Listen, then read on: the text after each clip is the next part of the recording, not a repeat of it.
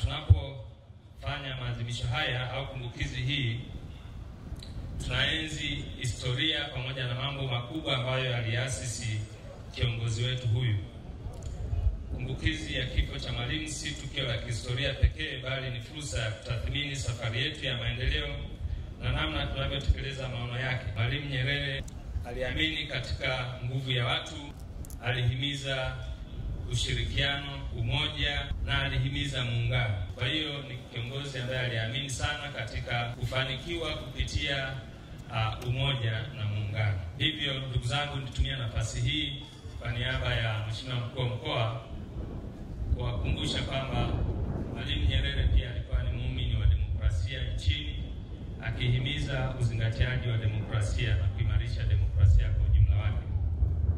Kwa maana hiyo, katika kumwenzi Mwalimu Nyerere katika falsafa zake za kuimarisha demokrasia, takumbuka kwamba nchi yetu inaelekea kufanya uchaguzi mkuu ambao utafanyika tarehe 29 mwezi wa 10, 2025.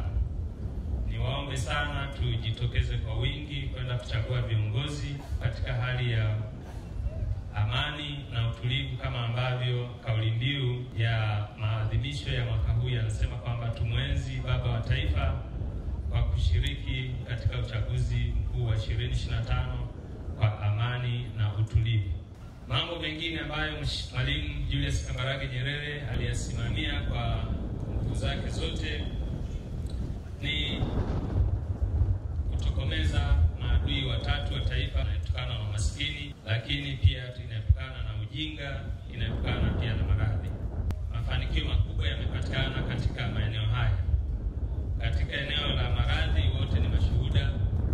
Zimejengwa hospitali mikoa, hospitali za rufaa, hospitali za halmashauri. Leo tunazungumza kila halmashauri ina hospitali yake, lakini kila kata ina kituo cha afya. Asilimia kubwa ya vijiji vina zahanati na baadhi ya vijiji vimeadvance mpaka kwenye ngazi ya vitongoji.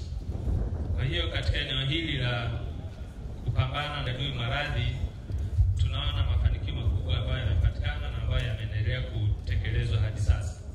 Juhudi kubwa bado zinaendelea kuhakikisha kwamba vituo vya afya vinaendelea kujengwa katika kata chache ambazo bado hazijafikiwa. Lakini kwenye eneo la kupambana na ujinga, wote ni mashuhuda. Leo tuna shule za sekondari kila kata. Lakini katika eneo la umaskini pia tunaona nchi yetu imepiga hatua kubwa.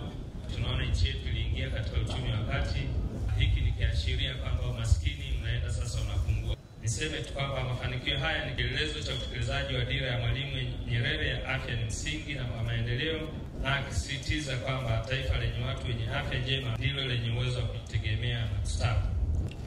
Siku ya leo ni maalum kwa taifa letu, kwani tunapata nafasi ya kutafakari kwa pamoja urithi wa fikra na maadili aliyotuachia Mwalimu Nyerere, kwa maana ya urithi wa upendo, umoja, utu na kujituma katika kulijenga taifa la Tanzania. Haya yote yanafanyika kwa kuwa tunatambua kwamba kumwenzi baba wa taifa si maneno tu, bali ni vitendo, kwa kudumisha amani, kufanya kazi kwa bidii, kujitoa kwa jamii na kuendeleza falsafa ya utu na upendo kwa wote.